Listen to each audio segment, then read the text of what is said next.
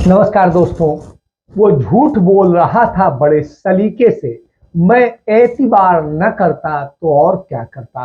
कमोबेश यही हालत है और इन हालातों का जिक्र मैं क्यों कर रहा हूं, क्योंकि हमारे प्रधानमंत्री नरेंद्र मोदी ने हमसे, देश से तब झूठ बोला जब देश कराह रहा था। हर व्यक्ति अपने को लेकर चिंतित था, अपने परिवार को लेकर चिंतित था, अपने काम धंधे को लेकर चिंतित था और रोटी को लेकर चिंतित था। हालात ये थे, किसी का कोई मर रहा था, किसी का कोई मर रहा था। कोई भी इस देश में ऐसा नहीं जिसने कोई अपना दोस्त न खोया हो, अपना परिजन न खोया हो, अपना कोई और करीबी प्रिय न खोया हो। तो ऐसा हो नहीं सकता 2020 से लेकर के 2021 तक ये हालात रहे। और जब ये हालात रहे उस समय हमारे प्रधानमंत्री क्या कर रहे थे? झूठ बोल रहे थे, बड़े सलीके से झूठ, और यह कह के हमसे आपसे पैसा मांग रहे थे कि नहीं, आपके लिए हमें पैसा चाहिए, आपके लिए करना। और उन्होंने उसके लिए एक फ्रॉड तरीके से एक पीएम केयर फंड बनाया, जिसको लेकर हाई कोर्ट में जवाब दिया गया कि पीएम केयर फंड सरकारी नहीं। प्रधानमंत्री कार्यालय ने जवाब दिया कि यह सरकारी नहीं है, और सरकारी नहीं है इसलिए इसकी जवाबदेही नहीं बनती। यह एक निजी फंड है, यह एक धर्मार्थ का फंड है। अब आप समझिए कितना बड़ा चिंता कर। यदि यह पीएम केयर फंड नहीं था तो इस फंड के ऊपर अशोक की लाठ कैसे लग गई, इसमें प्रधानमंत्री कार्यालय का पता कैसे दर्ज हो गया, और जब फंड सरकारी नहीं था तो फिर इसको gov.in कैसे मिल गया, उसका डोमेन कैसे मिल गया, सरकारी डोमेन। तो सरकारी राजकीय चिन्ह का इसने इस्तेमाल कैसे कर लिया, और ट्रस्ट में जो स्तर होता है उस स्तर के में अधिकारी कैसे शामिल हो गए, और कैसे इसमें प्रधानमंत्री शब्द का जिक्र हुआ। और यही नहीं, इसको लेकर के कोर्ट हो, दूसरे सभी संस्थान हो, सब ने इसमें धन जमा करने के लिए कहा। कर्मचारियों के वेतन काट करके इसमें जमा किया गया। तो कैसे कर्मचारियों का एक एक दिन का वेतन काटा गया, कैसे तमाम सारी और चीज हुई, तमाम सारे कर्मचारियों का तो बहुत ज्यादा वेतन काटा गया। ये सब क्यों हुआ? क्योंकि यह झूठ पर टिका था, इतने सलीके से और ऐसे वक्त झूठ बोला जा रहा था जब किसी को पता ही नहीं था। लोग परेशान थे, अपने हाल में उलझे हुए थे, कौन कहां क्या खोजता, कोई इंफॉर्मेशन नहीं थी। और इंफॉर्मेशन का जो जरिया था सबसे ज्यादा भारत का सरकार का सुरक्षित जरिया gov.in, गवर्नमेंट.in, वो मिला हुआ था, डोमेन मिला हुआ था, सरकारी डोमेन। तो आप समझिए जब यह स्थिति हो तो निश्चित रूप से चिंता है। इतना बड़ा देश के साथ फ्रॉड करने के बाद अब हम उसे कहते हैं कि नहीं। क्यों? क्योंकि उस धन का इस्तेमाल चुनाव के लिए हो रहा था, चुनाव प्रचार के लिए हो रहा था। तो यह स्थिति है। नरेंद्र मोदी के अच्छे दिन आए हैं, अमृत काल चल रहा है। अमृत काल का ये पहला बजट विकसित भारत के विराट संकल्प को पूरा करने के लिए एक मजबूत नींव का निर्माण करेगा। ये बजट वंचितों को वरीयता देता है और इस अमृत काल की स्थिति को समझने वाला है। इस अमृत काल, महंगाई जिसे कह रहे हैं कम हो गई, इतनी बढ़ी कि आपका गैस का सिलेंडर जो 400 कुछ का होता था वो आज तकरीबन 1200 रुपए का। अब आप तो इस अमृत काल को समझिए। हमारे देश में बेरोजगारी की दर जो है इस समय सबसे ज्यादा है, 8% के करीब। और जब 8% की दर हो, नरेंद्र मोदी ने वैसे तो एक वायदा किया था, चुनाव घोषणा पत्र में वायदा किया था कि हर साल 2 करोड़ लोगों को रोजगार देंगे। इस हिसाब से 9 साल में बनते हैं 18 करोड़। 18 करोड़ छोड़िए हुजूर, 1 करोड़ को दे दीजिए, वो भी आपने नहीं दिए। तो ये हालात। और इसके बाद कि 18 करोड़ का वायदा और दिया कितना, कुल 1 करोड़ भी नहीं। 1 करोड़ क्या, 50 लाख भी नहीं। तो यह हालात है। अब इसके बाद क्या कहते हैं कि 10 लाख को नौकरी देंगे, 10 लाख। तो आज समझिए कि कितनी नौकरी दे रहे हैं। और एक और वायदा किया था, जनता के सामने किया था, संकल्प है कि 2022 तक हम इस देश के 80 करोड़ लोगों को रोजगार दें। और 80 करोड़ लोगों की स्थिति यह है कि आज का जो बजट हमारी वित्त मंत्री निर्मला सीतारमण ने पेश किया और प्रधानमंत्री ने कहा कि यह बजट दुनिया के लिए उम्मीदों वाला बजट है। वो बजट क्या कहता है कि जो हमारे यहां 5 किलो राशन के भिखारी हैं, उन भिखारियों को अभी 1 साल, क्योंकि चुनाव है, इस साल भी चुनाव है 9 राज्यों में और उसके बाद में लोकसभा चुनाव है, तो कुर्सी फंसी हुई है, तमाम राज्य फंसे हुए हैं। तो इसलिए चुनाव जीतने के लिए 5 किलो अनाज देना ही हो। तो मुफ्त का अनाज जो है वो अभी जारी रहेगा 1 साल और, आप समझिए। तो इस तरह से करके हम कि मुफ्त के अनाज के बूते आप जीवित रहें, भिखारी बन के जीवित रहें, जिससे वोट देते रहें।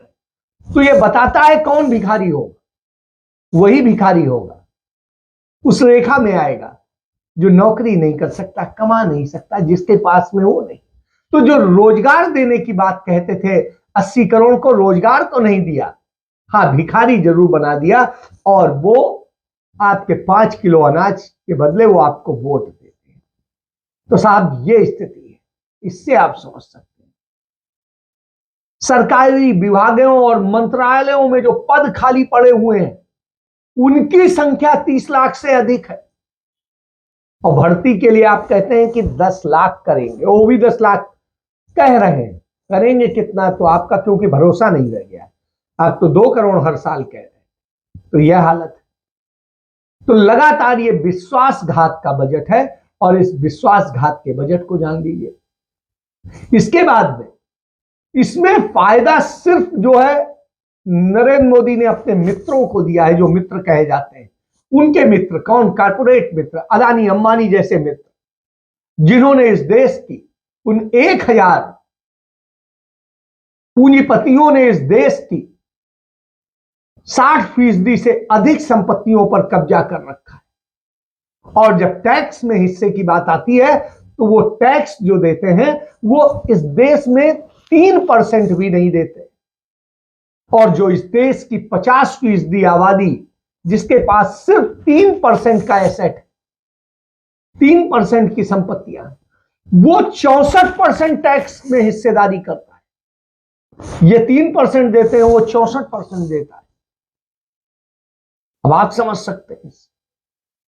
तो बजट पे जवान गायब, नौजवान गायब, किसान गायब, मजदूर गायब, दलित गायब, आदिवासी गायब, इनके लिए कुछ भी नहीं है, कुछ भी नहीं। इससे आप समझ सकते हैं। Who is benefited by this budget? Certainly not the poor, not the youth looking desperately for jobs, not those who have been laid off, not the bulk of the taxpayers, not the homemaker, not the thinking Indians who are shocked by the growing inequality, the rise of the number of billionaires, and the wealth being accumulated in the hands of the 1% of the population. And certainly not you. You have not benefited by this budget. This much is clear. The government is determined to push the fortunes of Gift City, Ahmedabad, at the cost of other commercial and financial centers. The government is also determined to push the new tax regime, for which there are few takers for a variety of reasons. Besides, making the new tax regime the default option is grossly unfair and will rob the ordinary taxpayer of the meager social security that he may get under the old tax regime. The Economic Survey listed all the headwinds that the world and India will face, but did not offer any solutions to face these headwinds. The budget speech did not even acknowledge the headwinds. The government is living in its own imaginary world. 3 stark facts are acknowledged the world over. 1, world growth and world trade will slow down significantly in 2023. For India, it will be 2023-24. 2, many advanced economies will go into a recession. 3, the global security situation, thanks to the Ukraine war and other brewing conflicts, will deteriorate. If all 3 materialize, what will the government do? What kind of burdens will that place on the people who are suffering owing to inflation and unemployment? There were no answers provided either in the Economic Survey or in the budget speech. This is a callous budget that has betrayed the hopes of the vast majority of the नाम बदल दिया ताकि इन teachers के लिए हम इतना budget देंगे, Eklavya teacher. अरे भैया, पहले भी वही स्कूल होते तो उन्हीं में टीचर होते थे, टीचर्स के पद खाली पड़े हुए, उन्हें भरना है, ना कि आपको ये एहसान कर रहे हैं। तो इससे आप समझिए कि देश की सुरक्षा करने वाले जवानों के लिए कुछ नहीं, बाकी सबके लिए कुछ नहीं, तो आप किसको कर रहे हैं? आप सिर्फ भिखारी बना करके करना चाहते। जो मनरेगा आदमी को इज्जत से कमाने का अधिकार देता है कि हां, हम इतनी मिट्टी ही खो देंगे लेकिन मेहनत के नाम पे लेंगे, आपके भीख के नाम पे नहीं लेंगे, उसमें कटौती कर, तो कहां आप किसके लिए कर रहे हैं? आपका बजट किसी के लिए नहीं, सिर्फ चंद पूंजीपतियों के लिए। तो यह एक सच है और इस सच को समझ। ये भी बड़ी ताज्जुब की बात है कि देश की सरकार देश की प्रमुख स्कीम्स में जितना खर्चा करने का सोचती है उतना खर्च भी नहीं कर पाती है। कुछ उदाहरण आपके सामने रखता हूं। कृषि पर सोचा था सरकार ने कि 83,521 करोड़ रुपए खर्च करेगी, जबकि इसको रिवाइज कर दिया गया 76,279 करोड़। पीएम किसान पर 68,000 करोड़ रुपया खर्च करने का बजटरी एस्टीमेट था, जबकि वास्तविक खर्च हुआ 60,000 करोड़। एजुकेशन पर शिक्षा 1,04,278 करोड़ रुपए खर्च करने का बजटरी एस्टीमेट था, खर्च किया मात्र 99,881 करोड़। हेल्थ पर 86,606 करोड़ की जगह 76,351 करोड़। सामाजिक वेलफेयर पे 51,780 की जगह 46,502 करोड़। शहरी विकास पर 76,549 करोड़ की जगह 74,546 crore. Development for the SC community पे 8,710 करोड़ खर्च करने का सोचा था और खर्च किया मात्र 7,722 करोड़।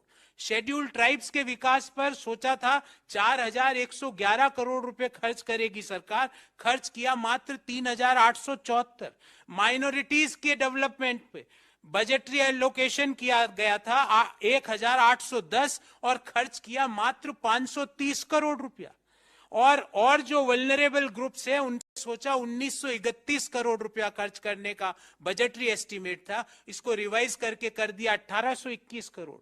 और आप सब लोगों को जान के ताज्जुब होगा कि राज्यों को जो केंद्र सरकार की ओर से जो डिवोल्यूशन के जो पैसा मिलता है उसमें 3,34,339 करोड़ रुपया देने का उनको ट्रांसफर का बजटरी एस्टीमेट था और दिया मात्र 2,70,936 करोड़। अर्थात ये 64,000 करोड़ रुपया राज्यों का जो हक था उनको नहीं मिला। भारत चीन और सबसे तुलना की जाएगी, सबसे आगे। जबकि इससे बड़ा झूठ नहीं हो सकता है, क्योंकि भारत की इकोनॉमी को आप बड़े सरल शब्दों में समझा देते।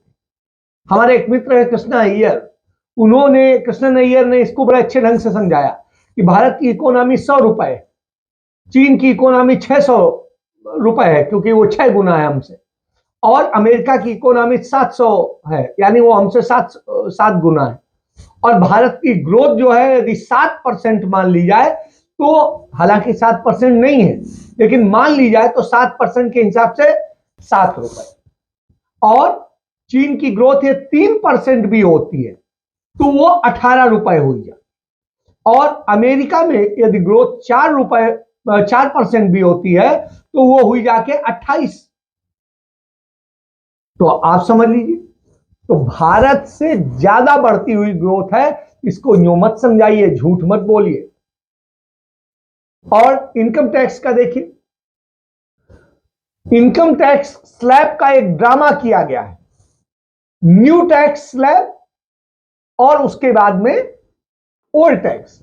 यदि आपको सारे बेनिफिट लेने हैं तो ओल्ड में रहिए, और सिर्फ जो है टैक्स की कुछ छूट लेनी है तो नए पे आइए। नए पे आएंगे तो पुराने सारे बेनिफिट आपके खत्म। तो यह खेल है, इसको समझिए। उद्योगपतियों का टैक्स जो 37% हो रहा था उसको घटा करके 25% पे ले आए, और जो 44 पॉइंट समथिंग परसेंट था उसे घटा करके 44.5% से घटा के 39% पे ले आए। तो आप समझिए, उनका टैक्स आप घटा रहे हैं और हमें कहानी बता रहे हैं। तो साहब ये स्थिति है। तो ये वैसा ही फ्रॉड है जैसा अदानी अंबानी का फ्रॉड होता है। इसके साथ अपनी बात समाप्त करता हूं। जय हिंद, जय भारत, वंदे मातरम।